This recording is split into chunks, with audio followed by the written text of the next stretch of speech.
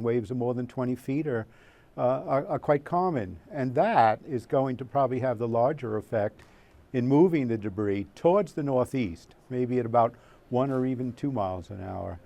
So, and those photographs, I believe, were 4 days ago, 3 or 4 days ago. That's exactly 4 going into 5, actually. So then they would have to trace back where it would have been, right, from that origin to then have drifted 4 or 5 days to then trace further back, if it is debris from the plane, to find the plane in the first place.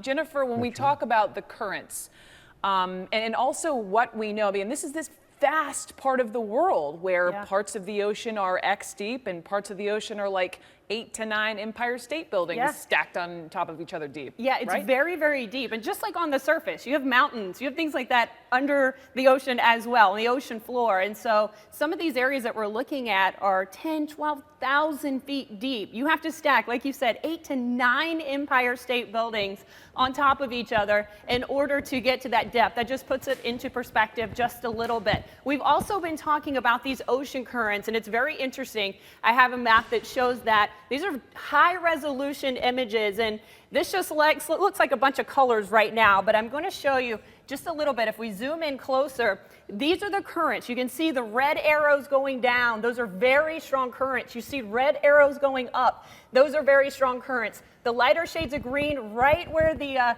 wreckage is possible, where the debris they're looking for, it is in an area where there aren't that many currents, but all that has to happen is the storm system move through, some very strong winds to move through, and it can move this 10, 20 miles away, and all of a sudden, you're in one of these currents going up or down, and so if it's gotten in one of these currents, Brooke, it's going to be very hard to find, because with all these arrows going in all these different directions, who knows where it is?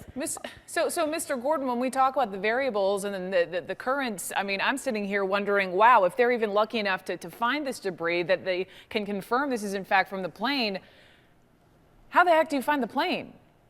It's going to be difficult. For the most part, the currents are moving towards the east, but then you have the very strong waves, and you have whitecaps. From the ship, you really only can see maybe about 5, 7 miles with those high waves all around you. From the aircraft, the whitecaps from the waves are going to obscure much of the debris. So it's not going to be easy to find it. And I think it's going to be of the order of 100 miles to the east or northeast or so. That will be the direction that I think the waves and wind are going to carry it. So boy, it's going to be hard. You have to be within a few miles of it to see it. Not going to be easy. And then the topography there, it's over what we call the mid-ocean ridge. It's about 3,000 meters, say 9,000 feet, a little bit more.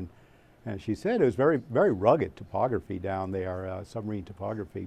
Finding the debris at the sea floor is going to be a challenge that can take a long time.